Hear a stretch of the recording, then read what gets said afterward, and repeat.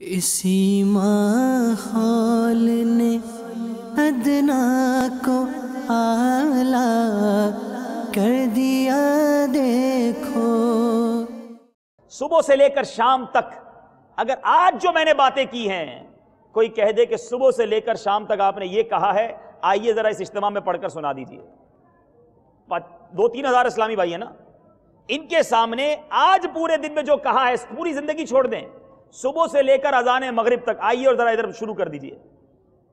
ہم میں سے کوئی ہے جو تیار ہو کہ ہاں میں پڑھنے کے لیے تیار ہوں؟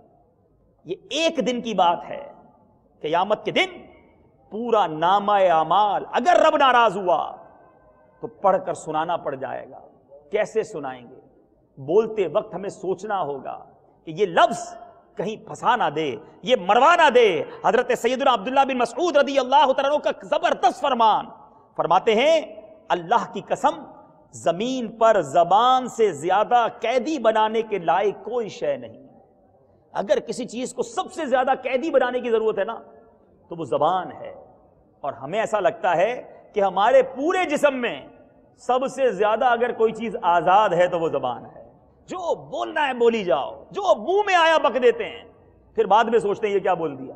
سوچنا ہی نہیں ہے، جو زبان پہ آیا تھڑ تھڑ تھڑ بولتے چلے گئے، یہ نہ سوچا کہ اس کا انجام کیا ہوگا۔ کہیں اس سے رب ناراض نہ ہو جائے، کہیں اللہ کے رسول ناراض نہ ہو جائیں، کہیں مسلمانوں کے دل نہ ٹوٹ جائیں، کہیں میرے نامہ اعمال میں گناہوں کے انبار نہ لگ جائیں۔ ارے اسی زبان سے میں اللہ کا ذکر کر کے جنت میں درخت لگا سکتا ہوں، اسی زبان سے درود پڑھتا جاؤں، رحمتوں کی برسات ہوتی جا سکتی ہے، اور میں اس زبان سے یہ باتیں کر رہا ہوں جو میرے نامہ اعمال میں کرامن کاتبین لکھ رہے ہیں، بری باتیں کر رہا ہوں، فضول باتیں کر رہا ہوں۔ اے میرے میٹھے اور پیارے اسلامی بھائیوں، اکابرین کا جملہ سنیے، ہمارے علماء، ہمارے اکابرین فرماتے ہیں زبان ایک درندے کی مانند ہے۔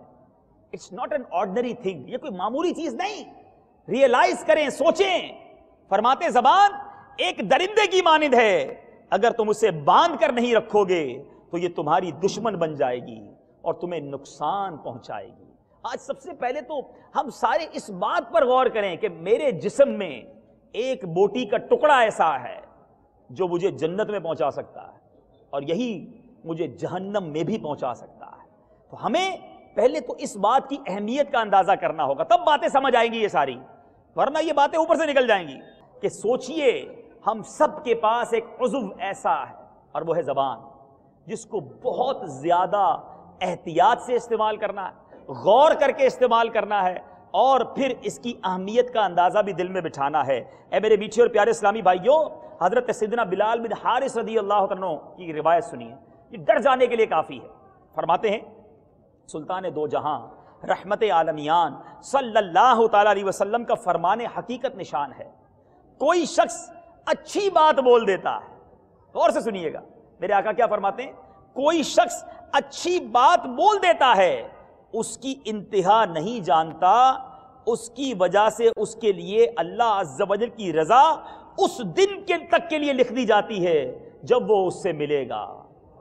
یعنی ایک جملہ ایسا نکل جاتا ہے اسے پتہ بھی نہیں ہوتا، مگر رب اس سے قیامت تک کے لیے رضامندی لکھ دیتا ہے، گویا اس کی بخشش کر دی گئی۔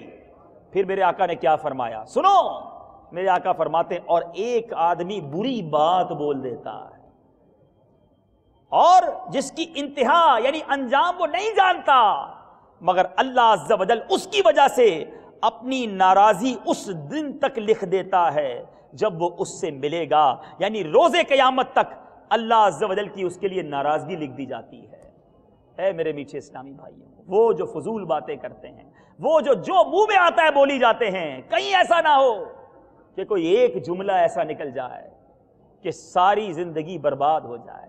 صلو علی الحبیب صلی اللہ تعالی علی محمد۔ مجھے اپنی اور ساری دنیا کے لوگوں کی اصلاح کی کوشش کرنی ہے انشاءاللہ۔